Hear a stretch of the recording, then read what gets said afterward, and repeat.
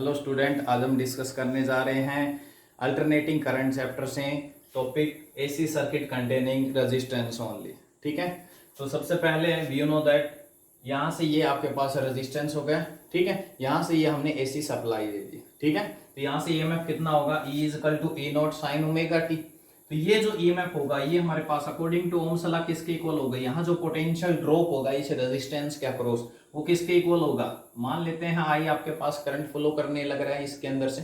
ठीक है, तो किसी टाइम टी के अंदर आपके पास यहाँ जो पोटेंशियल ड्रॉप होगा वो आपके पास इसके ईएमएफ के इक्वल होगा। तो वो किसके इक्वल हो जाएगा, equal to I R E naught sine omega T. ठीक है, तो यहाँ से आई किसके इक्वल हो गया हमारे पास, ई नोट अपॉन में आर साइन ओमेगा टी। इसको हम यहाँ पर बोलेंगे पीक वैल्यू ऑफ करंट। तो I equal to I naught sine omega T, ये थी हमारे पास करंट इक्वेशन।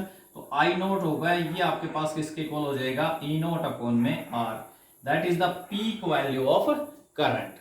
ठीक है, अब हम इसके अंदर यहाँ पर दो तीन चीजें हैं, एक तो आपके पास फेजर डायग्राम, दूसरा वेव फॉर्म। ठीक है, दोनों रिप्रेजेंट करते हैं। तो सबसे पहले हम बात डिस्कस करते हैं यहाँ पर आपके पास फेजर डायग्राम के बारे में। फेजर डायग्राम की अगर हम बात करें, ठीक है, ये हमारे पास हो गया इधर टाइम के साथ, इधर आपके पास वोल्टेज या करंट। ठीक है, ये जो आपके पास यहाँ पर जो मैं शो करने लग रहा हूं एरो, ठीक है, ये हमारे पास है फेजर एक्चुअली में, जो आपके पास इसके अंदर जो हमारे पास यहाँ रिप्रेजेंट करने लग रहा है। ठीक है, ये तो हो गया आपके पास ईएमएफ को E equal to E naught sine omega T, ये एक्चुअली में फेजर है, that is the maximum value of EMF. ठीक है, और इधर आपके पास ये हमारे पास हो गई करंट के, I equal to I naught sine omega T. ठीक है, ये करंट की, तो ये आई नोट यहां पर करंट की पीक वैल्यू, ये ओमेगा टी के साथ। ठीक है, समझ गए बात को। यहां से आपको रिजल्ट क्या मिल रहा है कि करंट और वोल्टेज जो ईएमएफ है आपके पास, इन दोनों के अंदर जो फेज डिफरेंस है वो कितना है, 0 है। दोनों के दोनों यहां पर सेम फेज के अंदर लाई कर रहे हैं। यहां से देखिए ये आपके पास ओमेगा टी, यहां पर भी आपके पास ओमेगा टी, मतलब दोनों के अंदर जो करंट और वोल्टेज के अंदर जो फेज डिफरेंस है वो कितना है, 0, या हम कह सकते हैं दोनों के दोनों सेम फेज के अंदर लाई कर रहे हैं। ठीक है, तो जैसे आपको पता है भाई E इजकल टू, ये हमारे पास क्या हो जाएगा, ये रोटेटिंग वेक्टर हो गए, इन्हीं रोटेटिंग वेक्टर को हम फेजर का नाम दिया हमने। ठीक है, तो ये इधर इसका हॉरिजॉन्टल कंपोनेंट होता है कोस वाला, और ये इधर कौन सा होता है, साइन वाला होता है। ठीक है, तो ये जो आपके पास यहां जो हमने एरो ये शो किया है, ये आपके पास मैक्सिमम वैल्यू है आपके पास वोल्टेज की, और ये आपके पास हो गई करंट की। ठीक है, आपको पता है वोल्टेज यहाँ जो करंट की वैल्यू है वो कम होती है वोल्टेज से, तो यहाँ ये जो है ये स्मॉल एरो हो गया आपके पास करंट का। ठीक है, तो यहां से इसी के इक्वल ये y एक्सिस का लो, ये आपके पास हो जाएगी करंट की value I equal to I naught sine omega T, और यहां पर हो जाएगी ईएमएफ की। ठीक है, दूसरा हम बात करते हैं इसी के अंदर वेव फॉर्म की, तो वेव फॉर्म और रिप्रेजेंट करते हैं इसी का। तो अब देखिए दोनों के अंदर ये हमने मान लिया आपके पास वोल्टेज का हमने शो कर दिया। ठीक है, समझ गए बात को। इधर वही आपके पास वोल्टेज या करंट की बात करें दोनों आपके पास। ठीक है, हाँ भाई, तो ये इधर तो ये हमने वोल्टेज को शो कर दिया। अब हम बात करते हैं करंट की, तो करंट और वोल्टेज हमने क्या रिजल्ट मिला, दोनों सेम फेज के अंदर लाई कर रहे हैं, तो ये आपके पास आ जाएगा यहाँ पर करंट की वैल्यू। ये जो मैंने यहाँ पर ये आपके पास वोल्टेज हो गई, और ये जो डॉटेड लाइन शो की है ये आपके पास क्या हो गया, करंट हो गया। तो ये हो गया इसका वेव फॉर्म। ठीक है, तो यहाँ पर दोनों सेम फेज के अंदर हैं, तो यहाँ पर मेन पोजीशन से दोनों को सेम टाइम से स्टार्ट करेंगे, यहाँ जो कट करेंगे वो भी सेम टाइम से। ठीक है, इसका आपको पता है, ये तो मैंने पहले बता चुका हूँ, करंट का मैग्नीट्यूड कम होता है वोल्टेज के कंपैरिजन में, तो ये हमने स्मॉल ले लिया, और ये आपके पास लास्ट वाला हमारे पास क्या है, वोल्टेज का है, और स्मॉल वाला आपका करंट है। ठीक है, तो ये था आपका topic AC circuit containing resistance only. अब उसके बाद नेक्स्ट हम डिस्कस करते हैं इसी के अंदर AC circuit containing inductance only. ये था हमारे पास रेजिस्टेंस ओनली का केस। अब हम बात करेंगे सेम ऐसे तीनों केसेस के अंदर आएगा, कैपेसिटेंस, रेजिस्टेंस एंड इंडक्टेंस। तो अब हम नेक्स्ट डिस्कस कर रहे हैं इंडक्टेंस ओनली का। तो इंडक्टेंस के अंदर इंडक्टर आपने बनाया था फोर्थ के अंदर, क्या होता है सिंबल याद होना चाहिए आपको। ठीक है, ये इंडक्टर हो गया, ये आपके पास एसी सप्लाई हो गई, ठीक है। ये एल हमारे पास इंडक्टर हो गया, क्लियर हुआ। अब इसके अंदर भी वही तीनों चीजें, फेजर डायग्राम भी रिप्रेजेंट करना है और वेवफॉर्म भी रिप्रेजेंट करना है। ऐसे सभी का सेपरेट सेपरेट लेकर चलेंगे, उसके बाद फिर हम तीनों का कॉम्बिनेशन लेकर चलेंगे, ठीक है। तो नेक्स्ट हमारे पास हम बात करते हैं इंडक्टर के अंदर। तो इंडक्टर के अंदर ये हमारे पास कॉइल हो गई, ये हमने एसी सप्लाई दे दी। यहां से जो सप्लाई दिया ईएमएफ इज इक्वल टू हमारे पास क्या है, ई नॉट साइन ओमेगा टी। अब आपको पता है यहां से जो करंट फ्लो करेगा उस करंट का यहां पर इंडक्टर क्या करेगा, उसका अपोज करेगा, ठीक है। अपोज करेगा तो इंडक्टर का क्रॉस ईएमएफ कितना ड्रॉप होता है, इज इक्वल टू हमने पढ़ा है minus L D I upon D T, ठीक है। वो इसके ईएमएफ के इक्वल हो जाएगा, is equal to E naught sine omega T. और वो अपोज करेगा तो यहां पर साइन किसका हम लेंगे, माइनस का, ठीक है। तो ये माइनस माइनस हमारे पास क्या बन गया, plus L D I upon D T is equal to E naught sine omega T, ठीक है। डी आई इसको इधर भेज दो, इस साइड में सिर्फ डी आई रखेंगे, ई नॉट अपॉन में I sine omega T D T, ठीक है। L sorry, E naught upon में एल हो जाएगा इसी के नीचे, डी टी इधर मल्टीप्लाई में आ गया आपके पास, डी आई की वैल्यू आ गई, ठीक है। कि हमें करंट चाहिए ना, तो इसके लिए हम क्या करेंगे, इसका इंटीग्रेशन कर दो, क्योंकि हमें करंट चाहिए, तो इसका इंटीग्रेशन करेंगे तो क्या रिजल्ट मिलेगा, इधर डी आई का इंटीग्रेशन क्या आ जाएगा, आई, और इधर इंटीग्रेशन आपके पास क्या आ जाएगा, ई नोट अपॉन में L sine omega T D T. इसका कर दीजिए इंटीग्रेशन बस, I is equal to E naught upon में एल कांस्टेंट है, इसको बाहर ले लीजिए, साइन का इंटीग्रेशन क्या हो जाएगा, माइनस कोस ओमेगा टी, ठीक है। उसके बाद ओमेगा टी का इंटीग्रेशन करेंगे तो अपॉन में ओमेगा, ठीक है। I is equal to E naught upon में ओमेगा एल, ठीक है। अब हमारी जो करंट की इक्वेशन थी वो क्या थी, I is equal to I naught sine omega T.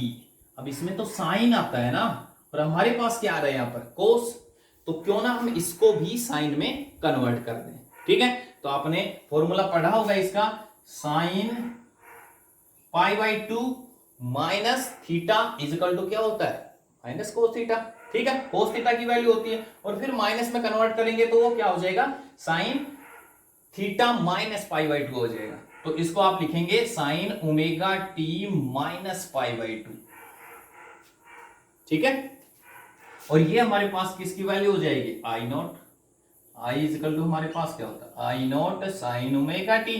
तो आई नॉट जो हमारे पास होगा वो किसके इक्वल होगा, ई नॉट अपॉन में ओमेगा एल, और इस ओमेगा एल को यहां पर हम रिप्रेजेंट करेंगे एक्स एल से, इसको बोलेंगे यहां पर आपके पास क्या, ये एक्सएल इंडक्टेंस, ठीक है। ये आपके पास हो गया इंडक्टेंस यहां पर, ठीक है। I is equal to E naught upon में एक्सएल, ये एक्सएल हमारे पास इंडक्टेंस हो गए। अब दोनों आपके पास यहां पर, अब बात करते हैं हम फेजर डायग्राम की, फेजर डायग्राम में आइए,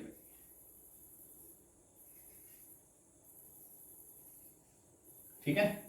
ये हमारे पास हो गई वोल्टेज, पीछे हमने किया था ये ओमेगा टी हो गया, ये वोल्टेज हो गया, ये हमारे पास ई नोट की वैल्यू होगी मैक्सिमम वैल्यू ऑफ ईएमएफ, और ये हो गया आपके पास ईएमएफ की value E is equal to E naught sine omega T, ठीक है। और अब बात करते हैं यहां पर, आप देखिए कंपेयर करके देखिए, यहां से करंट को और इसको कंपेयर अगर हम करते हैं तो यहां पर फेज डिफरेंस कितना आ रहा है हमारे पास, पाई बाई टू का।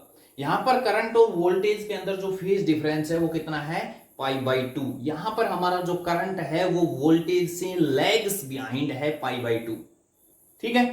तो पीछे है पाई बाई टू, तो ये आपके पास यहां से बिल्कुल पाई बाई टू नीचे ले लीजिए करंट को, तो ये हमारे पास करंट की वैल्यू हो जाएगी। ये जो एंगल बनेगा, ये एंगल हो गया आपका पाई बाई टू, तो ये आपके पास आई नॉट की वैल्यू हो जाएगी। तो ये हमारे पास होगी I is equal to I naught sine omega T, ये आपके पास इसका फेजर डायग्राम हो गया, ठीक है। आई बात समझ में। वेव फॉर्म की बात करें, वेव फॉर्म और रिप्रेजेंट कीजिए इसका, तो ये तो हो गया हमारे पास वोल्टेज का, ठीक है, इसको तो हमने नाम दिया वोल्टेज। अब करंट क्या है आपका, लैग्स बिहाइंड है, तो लैग्स बिहाइंड है, नीचे से ऐसे स्टार्ट करते हैं, ठीक है, ये आपके पास क्या हो गया, करंट होगा, क्योंकि यहां पर माइनस में आता है ना कोस, ठीक है, करंट के अंदर, तो यहां से स्टार्ट करना आपके पास, तो ये आपके पास इसका वेव फॉर्म हो जाएगा। क्लियर हुआ? अब ये था हमारे पास AC circuit containing inductance only का, ठीक है। तो इसमें ध्यान रखना है, एक तो फेज डिफरेंस, यहां जो करंट है वो आपका लेग्स बिहाइंड होता है वोल्टेज से π/2, ठीक है। दूसरा हमारे पास जो हमने यहां पर नाम दिया है इंडक्टेंस, ये जो आपके पास एक्सएल की वैल्यू जो हमने लिया है, ये आपका एक्सएल किसके इक्वल है, यहां पर ओमेगा एल के इक्वल होगा। ओमेगा आपके पास इसकी एंगुलर फ्रीक्वेंसी होती है। ओमेगा पीछे आपने पढ़ा भी होगा, ओमेगा किसके इक्वल होता है, 2 टाइम्स द फ्रीक्वेंसी म्यू, ठीक है, आई बात समझ में। और लास्ट वन हम डिस्कस करने जा रहे हैं इसी के अंदर, AC circuit containing capacitance only. Same से हैं, ज्यादा इनके अंदर डिफरेंस नहीं है, बस आपको ध्यान क्या रखना है कि एसी सर्किट के अंदर आपको जो भी बोला है, रेजिस्टेंस बोला है तो रेजिस्टेंस अप्लाई कीजिए, कैपेसिटेंस बोला है तो कैपेसिटेंस अप्लाई कीजिए, ठीक है। तो अब हम लेके चलते हैं कैपेसिटेंस ओनली, ठीक है। तो ये आपके पास कैपेसिटर लगा दिया मैंने, यहां से ये आपकी एसी की सप्लाई दे दी, ठीक है, आगे बात समझ में क्लियर है। अब फिर वही प्रोसेस आपका, यहां से जो ईएमएफ होगा E इक्वल टू किसके इक्वल होगा, E naught sine omega T. इस कैपेसिटर के अक्रॉस कितना पोटेंशियल ड्रॉप होगा, आपने पढ़ा है, E V equal to Q equal to CV पढ़ा है पीछे चैप्टर में, कैपेसिटर के अंदर Q इक्वल टू CV।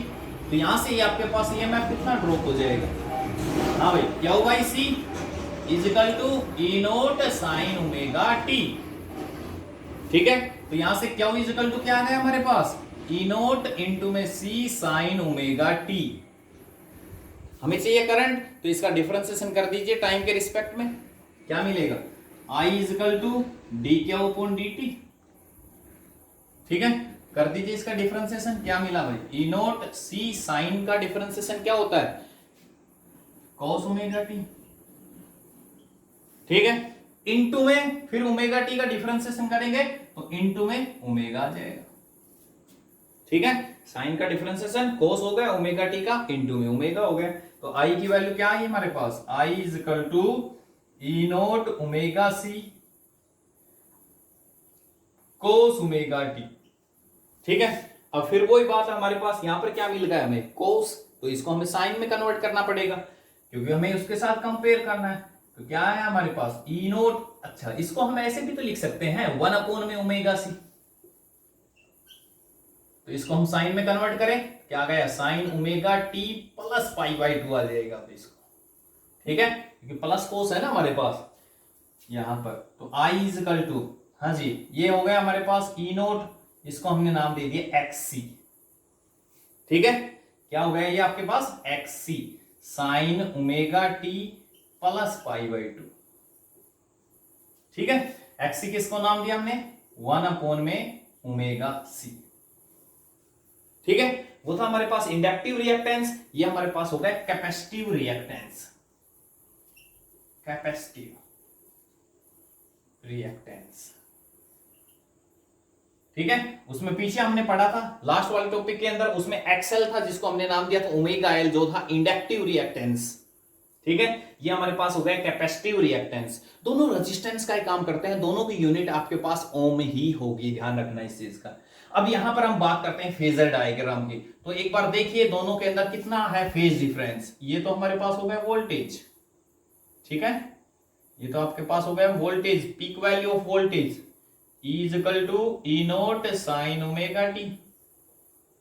हाँ जी, अब बात करते हैं करंट की। करंट देखिए दोनों में फेज डिफरेंस कितना है, प्लस π/2 है, तो यहां पर करंट आपका वोल्टेज से लीड्स बाई है π/2, ध्यान रखना। उसमें लैग्स बिहाइंड था, इंडक्टर के अंदर लैग्स बिहाइंड था, कैपेसिटर के अंदर क्या है, लीड्स बाई है π/2। तो ये होगा आपके पास, इसी से आगे है ना, एंटी क्लॉकवाइज मूव करेंगे, तो यहां से देखिए ये तो वोल्टेज हो गई हमारे पास, तो यहां ये करंट हो गया आपके पास, ठीक है। ये वैल्यू आ गई आपके पास करंट की, I is equal to I naught sine omega T, ठीक है। और ये एंगल कितना हो गया भाई, π/2, समझ गए बात को, क्लियर है। तो ये वोल्टेज और करंट के बीच में कितना फेज डिफरेंस हो गया, π/2। ये हमारे पास इसके फेजर हो गए, ठीक है। अब दूसरी बात करते हैं हम वेव फॉर्म की। तो वेव फॉर्म की अगर हम बात करें, ये तो वोल्टेज हो गया, ठीक है। करंट क्या है, आगे है ना, लीड्स बाई है, तो यहां से ये करंट हो गया, ठीक है। ये क्या हो गया, करंट हो गया। आगे बात समझ में क्लियर है। तो ये था आपका आज का टॉपिक। हमारे पास AC circuit containing resistance only, inductance only and capacitance only, ठीक है। एक बार फटाफट फास्टली रिवीजन देखिए एक बार। रेजिस्टेंस ओनली के केस में करंट और वोल्टेज के अंदर फेज डिफरेंस 0 डिग्री था। इंडक्टेंस के अंदर करंट आपका लैग्स बिहाइंड है π/2 किससे, वोल्टेज से, ठीक है। और कैपेसिटेंस के अंदर करंट आपका लीड्स बाई है π/2 का ही फेज डिफरेंस होता है, लेकिन यहां पर करंट आपका लीड्स बाई है प्लस π/2 का फेज डिफरेंस है, आगे है यहां पर करंट आपका किससे, वोल्टेज से, ठीक है। तो ये था आज का टॉपिक, आज के लिए इतना ही, थैंक्स।